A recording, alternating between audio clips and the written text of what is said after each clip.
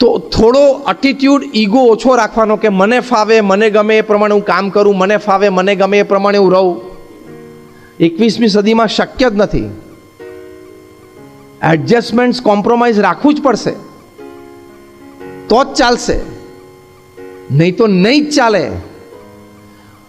વળવાની, ઝૂકવાની, નમી દેવાની, જતું કરવાની, મન મોટું રાખવાની ટેવ અત્યારથી શરૂ કરી દેજો. This is a very big soft skill.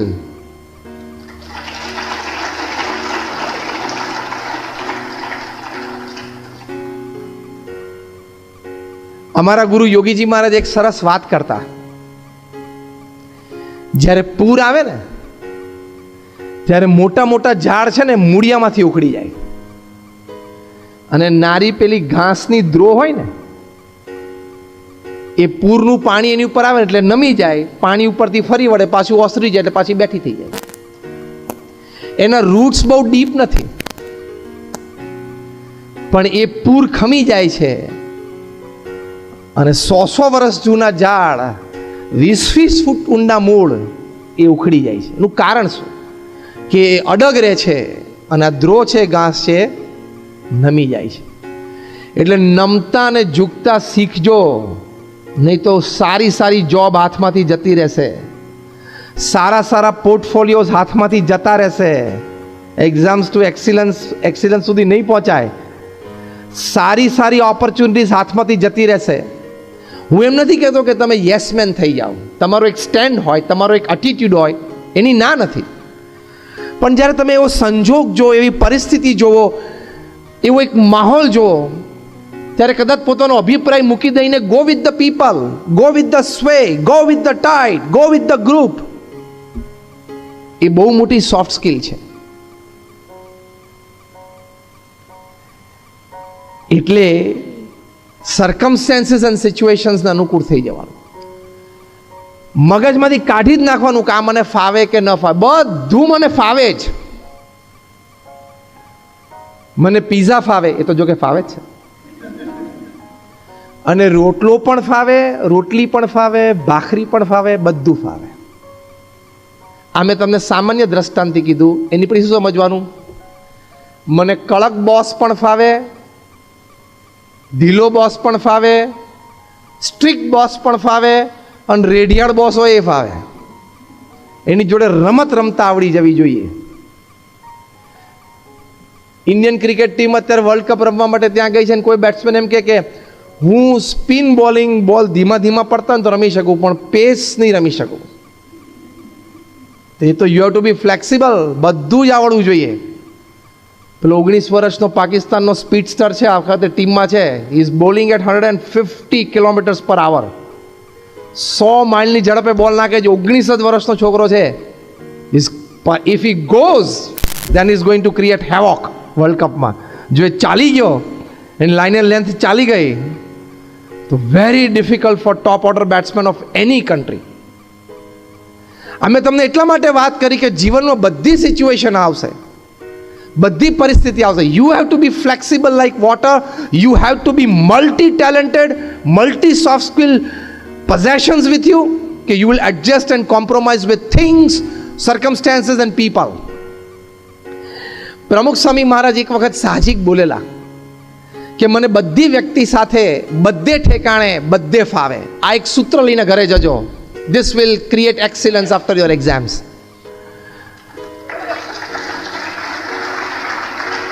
મને બધી વ્યક્તિ સાથે, બધે ઠેકાણે, બધે ફાવે.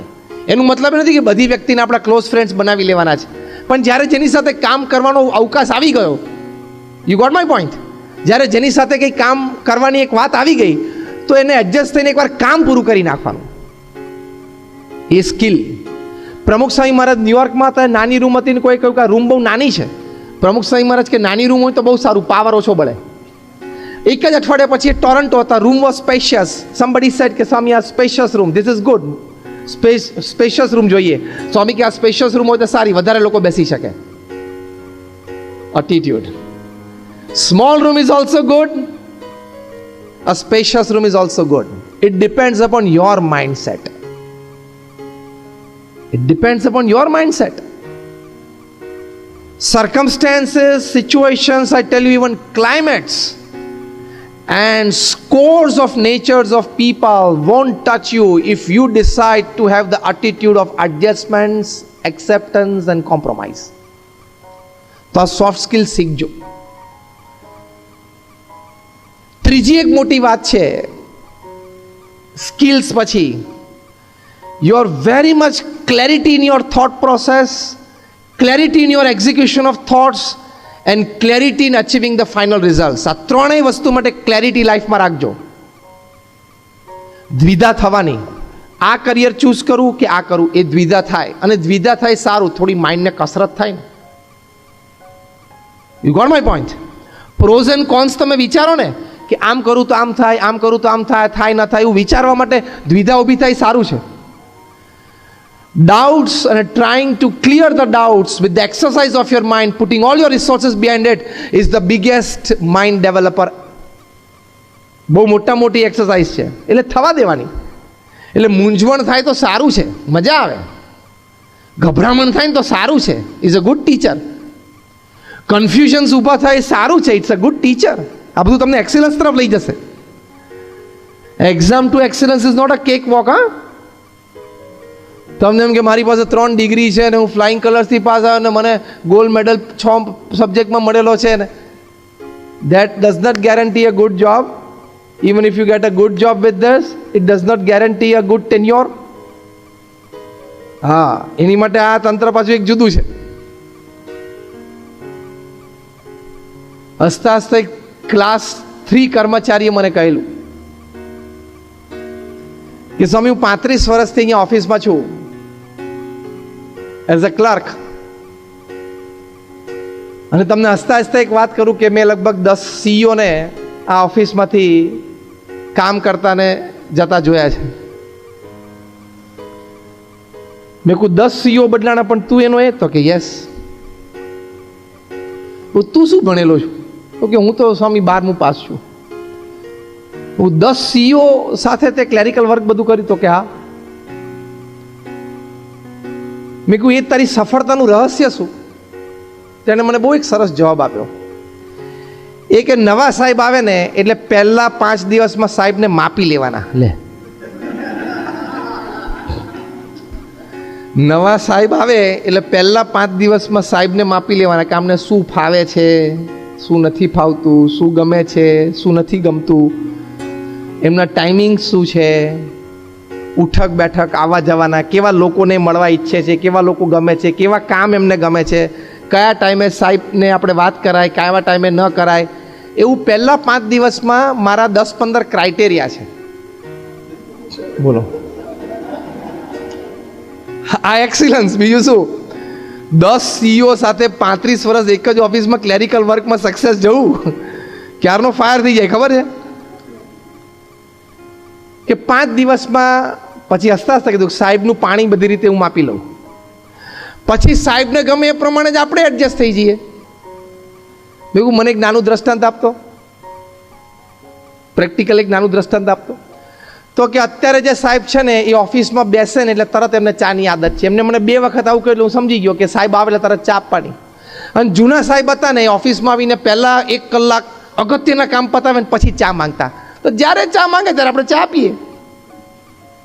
આ નાની વાત નથી. હા, આ તમને બહુ જ સામાન્ય અને નાની વાત લાગે છે, પણ એડજસ્ટમેન્ટ્સ તમારે કરવાના થશે ને વર્ક પ્લેસ ઉપર ત્યારે તમને આ બધી વાતની અગત્યતા બહુ સમજાશે, બહુ જ તમને ખ્યાલ આવશે. એટલે આ પણ એક બહુ જ મોટી સ્કિલ છે, એ તમારે ડેવલપ કરવાની. લગભગ 1 કલાક ઉપર થઈ ગયો, આપણે છેલ્લી 5 મિનિટમાં વાત પૂરી કરીએ. એક્ઝામ ટુ એક્સિલન્સમાં એક મોટી વાત એ છે, how you handle failures in life. ઝાટકા આવવાના, કરંટ લાગવાનો, પીછેહટ થવાની, ભોંય ઉપર પડવાના, આ બધી જીવનની હકીકતો છે. બધું જ થવાનું છે. Nobody has reached at the top without seeing setbacks, failures, હા કે ના? તમે એ વખત એને હેન્ડલ કેવી રીતે કરો છો ને એ અગત્યનું છે. મારા એક ફ્રેન્ડ છે દિલ્હીમાં, એનો યરલી પે 20 કરોડ છે. મેં એને કહ્યું, એટલે તમારા લોકોનું ઇન્ટરવ્યૂ ખુલે કે તમને લોકોને સીધા હાયર કરે? કે ના ના, ખુલે ને, કારણ કે આ લેવલની પે એટલે. તો મેં કહ્યું તમારું ઇન્ટરવ્યૂ લે કોણ અને તમને ઇન્ટરવ્યૂમાં પૂછે શું એ અગત્યનું ને. તમારે 10-15 હજારનો ઇન્ટરવ્યૂ તો પૂછે ક્યાંથી ભણ્યો, કઈ કોલેજમાંથી ભણ્યો, લાગતા સર્ટિફિકેટ બતાવતો. 20 કરોડનો એન્યુઅલ પે આપવાનો એને પૂછે શું? અને પૂછનાર વ્યક્તિનું કેલિબર શું કે એનો ઇન્ટરવ્યૂ લે? અને 15 વર્ષનો એક્સપિરિયન્સ હોય. હવે એને ઇન્ટરવ્યૂમાં infrastructure, system management, HR, networking કંઈ પૂછવાનું નથી. એ ઓલરેડી 15 વર્ષથી ઘણી કંપનીઓમાં હતો, જે કંપનીઓમાં 15-20 હજાર કર્મચારીઓ હતા, 500,000 કરોડ 25,000 કરોડ ટર્નઓવર હતું, દુનિયાના 50 દેશોમાં એણે વહીવટ કર્યો. એટલે એને આ બધું હવે પૂછવાનું જ નથી. તેને પૂછે શું? I just asked him. એટલે it was out of inquisitiveness. What exactly are you asked? એણે મને બહુ સરસ વાત કરી કે અમને એક જ પ્રશ્ન પૂછે ને 1 કલાકમાં જવાબ આપવાનો. 1 કલાક સુધી અમારો જવાબ સાંભળવાનો. 3 ઇન્ટરવ્યુઅર બેઠા હોય. They just ask us a very simple one question, and the question is, describe a severe failure of your life because of your wrong decision and how you handled it. Start the story. તમારા જીવનની એક ગંભીર ભૂલ થઈ હોય અને severe failure અને setback આવ્યો હોય, you came crashing down on earth from a high position. How did you handle yourself at that time? Your emotions, expressions coming out of that emotions, your thought processes at that time, how you controlled your mind at that time, how you controlled your behaviors and your relations at that time. Start the story. અમે સાંભળીએ. કારણ કે આ લોકોને એટલું જ જોવું છે, આને રેઇન્સ ઓફ ધ કંપની આપે હાથમાં તો એ ગ્રોથ તો કરવાનો જ છે. એટલે તમારા શું નવા પ્લાન છે અમારી કંપની માટે નથી પૂછવાનું, તેની પાસે 50 છે જ, કારણ કે 20 કરોડનો માણસ છે. પણ કદાચ કાલ સવારે મોટી તકલીફ ઊભું થાય તો આ માણસ હેન્ડલ કરી શકે એમ છે કે નહીં, એટલું જ એનું કેલિબર ચેક કરવાનું છે. એ કેલિબર જ એનું ચેક થાય છે આ લેવલ ઉપર. આ લેવલ ઉપર બીજી સ્કિલ્સ જ ચેક નથી થતી. What I mean to say is, how you handle failures in your life is you. How you attain success is definitely you, but that is a small you. The bigger you is how you handle failures and setbacks in your personal life, in your family life, in your professional life, in your social life. તો failures માટે 1-2 guidelines તમને સરસ આપવાની. એ આખો એક બીજો વિષય છે, પણ I just touch to the point. Failures માટે પહેલું તો release yourself of the authority that you have given somebody of deciding whether you are a failure or success in life. Majority is this. Subconscious mind માં દરેક લોકોને આવું જ હોય છે કે આમ લોકો મને ફેલિયર ગણશે કે સક્સેસ ગણશે, હું શું છું actually. why are you giving that authority and power to people? આપણી મેન્ટાલિટી એટલી ચીપ છે. I tell you, 21st century generation, તમે મિલેનિયલ્સ છો ને, તમારું માઇન્ડ ઘણું બધું વીક છે. તમે સામાન્ય શર્ટ લેવા જાઓ ને તો પણ તમારી જાતને 5 વખત પ્રશ્ન પૂછો કે આ શર્ટ પહેરીને હું કેવો લાગીશ. That is a wrong question. તને ગમ્યું છે, લઈ લે, પહેરી લે, કેવો લાગીશ શું? You got my point? It's a different point view. તમે તમારો ડ્રેસ લેવા જાઓ છો, કપડાં લેવા જાઓ ત્યારે પહેલો જ આ પ્રશ્ન હોય છે કે હું આમાં કેવો લાગુ. હા કે ના? ટેલ મી અ બોલ્ડ યસ ઓર નો. એ ખોટો પ્રશ્ન પૂછો તમે તમારી જાતને. પ્રશ્ન એ પૂછવાનો છે કે મને ગમે છે, finish. I am buying it, it's my money, I have to wear it and I wear it because I like it. As simple. અને કોઈક તમને એમ કદાચ કંઈ પણ દે કે this is not good on you, તો કોઈ કહે કે તને આ બરોબર આમ ખબર નહીં, આ કલર, સ્કિન ટોન તારા સાથે આ કલરને મેચ નતો થતો, this is not a good combination. Simply one answer with your confidence. I like it, so I wear it. એવું રોજ સવાર ઉઠીને લોકો અમને કહેવા, અમને શું કરવાનું? અમે તો 26 વર્ષથી આ જ કપડાં પહેરે, કોઈક અમને આવું કહેવા માંડે તમારો એટીટ્યુડ સ્ટ્રોંગ ન, શું કરવાનું? I liked it, I love it, so I wear it. Simple. એટલે make your mind strong. Don't be dependent upon people. Don't give powers to people around you to decide whether you are a failure or success. You have to decide whether you are a failure or success or somewhere in between. એક જાપાનમાં છોકરો engineer થયો અને junior એન્જિનિયર્સની job ખુલી મિત્સુબિશીમાં. એટલે એ બિચારો interview આપવા ગયો અને ત્યાં એને ટેકનિકલ ઇન્ટરવ્યૂમાં રિજેક્ટ કર્યો કે ભાઈ આનું ટેકનિકલ નોલેજ એટલું બધું છે નહીં કે આપણે એને મિત્સુબિશીમાં રાખીએ. એ ઘરે પાછો ગયો. 6 મહિના સુધી જોબ નહીં. તો આખો દિવસ મગજ બગાડવાની કરતાં ગેરેજમાં જઈને કંઈક કામ કરીએ. તો એને તો ચલો આપણે એક બાઇક બનાવીએ, એમાં શું. તો એક 2 વ્હીલર બનાવ્યું ને 2 વ્હીલર જાતે જ લઈને ગામમાં નીકળ્યો. તો બધા કહે આ ક્યાંથી લઈ આવ્યો? આપણે બનાવ્યું, એમાં શું, મેં બનાવ્યું. અને એમ કરતાં કરતાં એના કોઈક ફ્રેન્ડે કીધું મને આવું એક બનાવી આપને. એને બનાવી આપ્યું પોતાના જ ગેરેજમાં. ત્રીજા ફ્રેન્ડે કીધું મને એક બનાવી આપને. એને બનાવી આપ્યું. એ થોડી ઇન્કમ શરૂ થઈ અને કામ મળ્યું. એમ કરતાં કરતાં એ ખૂબ આગળ વધ્યો, ખૂબ મોટી કંપની બની. I am talking of that junior engineer's name was Soichiro Honda and the company is Honda.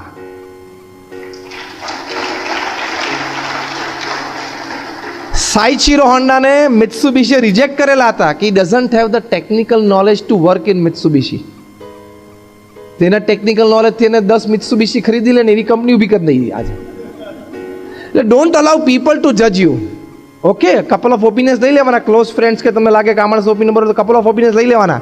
બાકીનો ઓપિનિયન ઉપર ડિપેન્ડન્ટ થવાનું. You should be confident about your skills, your academics. Only then you go for excellence. As simple as that. અને વારે વારે failure આવે ને એમાંથી શીખી લેવાનું, આગળ વધવાનું. How many of you have seen Michael Jordan playing basketball? અહીં તો ગેમ ઓછી પ્રેલેવન્ટ છે એટલે ઓછા 10 જ ઊંચા છે. What is Sachin to cricket is Jordan to basketball. અમેરિકાની એ નેશનલ ગેમ છે. His hands are hands of God. તમે કદાચ રાત્રે ગૂગલ ઉપર જઈને માઇકલ જોર્ડન નાખજો એટલે તમને એની રમતો બધી દેખાડશે. અને એમાં એક્સક્લુઝિવ્સ ઓફ હિમ યુ ફીલ કે is a like Sachin Tendulkar is a very talented, a genius, a God gifted player. એમના he earned billions of dollars out of his talent, excellence.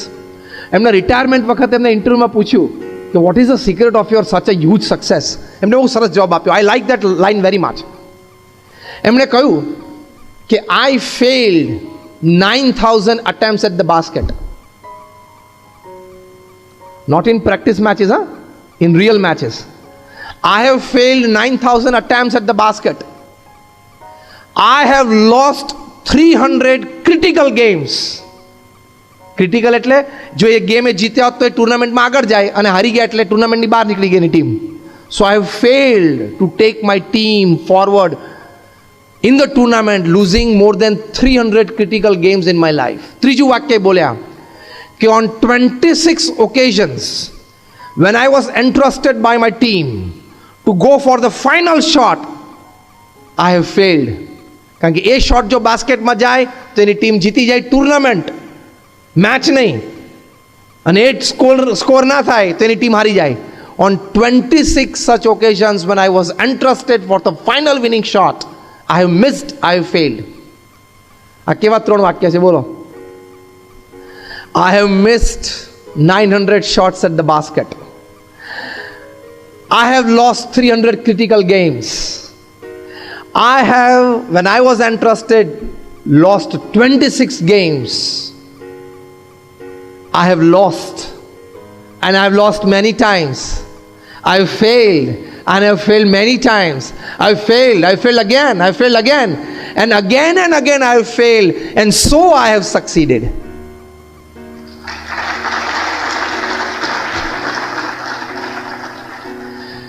તમે ફેલ થાવ ને તમે ગુનેગાર નથી. તમે તૈયારી ન કરી હોય તો ગુનેગાર. તમે તૈયારી સારી કરી હોય ને પછી ફેલ થાવ તો તમે ગુનેગાર નથી. તમે લપસો તો તમે ગુનેગાર નથી, પણ પાછા ઊભા થઈને દોડવાની હિંમત ના બતાવો તો ગુનેગાર. Then it is a crime. To fall is not a crime. But not deciding to stand up again and run is a crime. તો એ ગુનો છે. એટલે ટુવર્ડ્સ એક્સિલન્સમાં ફેલિયરથી ગભરાવાનું નહીં, હિંમત રાખવાની નહીં. પ્રમુખ સ્વામી મહારાજે પણ એમના જીવનમાં ઘણા બધા ફેલિયર્સ અને સેટબેક્સ જોયા છે. એ તો બહુ મહાન પ્રતાપી અને વચનસિદ્ધ વ્યક્તિ હતા, પણ એમને એમના જીવનમાં એક ચરિત્ર દ્વારા આપણને શીખવાડ્યું કે એમને પણ ઘણા બધા ફેલિયર્સ અને સેટબેક્સ જોયા છે, પણ he handled it well. I end with the last example. Pramukh Swami મહારાજના લંડનમાં ભવ્ય મોટું મંદિર કરવું હતું, વિથ ઇન્ડિયન ટ્રેડિશનલ કલ્ચર ને બધાના એક્ઝિબિશન સાથે, to show the western world the greatness of our culture. અમે લોકોએ હેરોમાં જમીન પરચેસ કરી. આજુબાજુના નેબરહુડે અમારી સામે કેસ કર્યો કે આ લોકો રાત્રે 12 વાગ્યા સુધી ઘંટ વગાડશે અને આરતી કરશે ને તો અમારી પ્રાઇવેસી અને પીસ બંને ડિસ્ટર્બ થશે. કેસ ચાલ્યો અને ત્યાં વેસ્ટર્ન કન્ટ્રીઝમાં લીગલ પ્રોસિડિંગ્સમાં એક પાર્ટ ઓફ ઇટ ઇઝ કે તમે સિગ્નેચર કેમ્પેન કરો તમારા નેબરહુડમાંથી, who are with you and who are against you. એ પણ એક બહુ જ મોટો ક્રાઇટેરિયા ગણાય છે ફાઇનલ ડિસિઝનમાં. They were locals, we were immigrants, we were outsiders, so they got more signatures in the campaign. તો કોર્ટે જજમેન્ટ આપ્યું કે BAPS સંસ્થા અહીંયા મોટું મંદિર નહીં બનાવી શકે. We lost the case, it was full and final judgment. અમારા ટ્રસ્ટીઝનો ત્યાંથી ફોન આવ્યો, પ્રમુખ સ્વામી મહારાજને વાત કરી કે સ્વામીજી આપણે કેસ હારી ગયા અને આપણે ત્યાં હવે મંદિર નહીં કરી શકીએ. પ્રમુખ Swami Maharaj life time dream હતું આ. He saw his dream crashing down right in front of his eyes. But see the response, see the handling of the situation, see how he faced fail or setback in life. પ્રમુખ સ્વામી મહારાજ પહેલું વાક્ય બોલ્યા, જેવી ભગવાનની ઈચ્છા. That is how he stabilized himself. બીજું વાક્ય બોલ્યા, આપણે તો આપણો પુરુષાર્થ કરી લીધેલો, હવે જે પરિણામ આવ્યું એ આપણે સ્વીકારી લેવાનું. This is a very big attitude of life. Failure આવે ને ત્યારે તમારી જાતને કહેવાનું કે મેં મારા બધા અવેલેબલ રિસોર્સિસ સક્સેસ માટે કામે લગાડી દીધેલા, હા લગાડી દીધેલા, બસ તો હવે ફેલિયર આવ્યું તો let me accept it. And if you don't accept what can you do? Because done is done. It cannot be undone, even if you go to London. Simple. થઈ ગયું. હુઆ સો હુઆ, એમાં બધું ખોયું. Got it? What I mean to say is, વાંધો નહીં પછી click થશે. તો એટલે સેકન્ડ થિંગ, આપણે આપણી મહેનત કરી લીધેલી, હવે જે પરિણામ આવ્યું એ આપણે સ્વીકારી લેવાનું. અને third thing is said was, આપણે નક્કી કર્યું છે કે અહીંયા મંદિર કરવું છે એટલે કરવું તો છે જ, બીજી જમીન શોધવા માંડો. અમે બીજી નિસ્ડનમાં શોધી, ત્યાં મંદિર, એક્ઝિબિશન્સ બધું બનાવ્યું. 1995માં મેં ઓપન કર્યું ત્યારે રીડર્સ ડાયજેસ્ટે લખ્યું કે it is the 8th wonder of the world. એવું કામ કર્યું.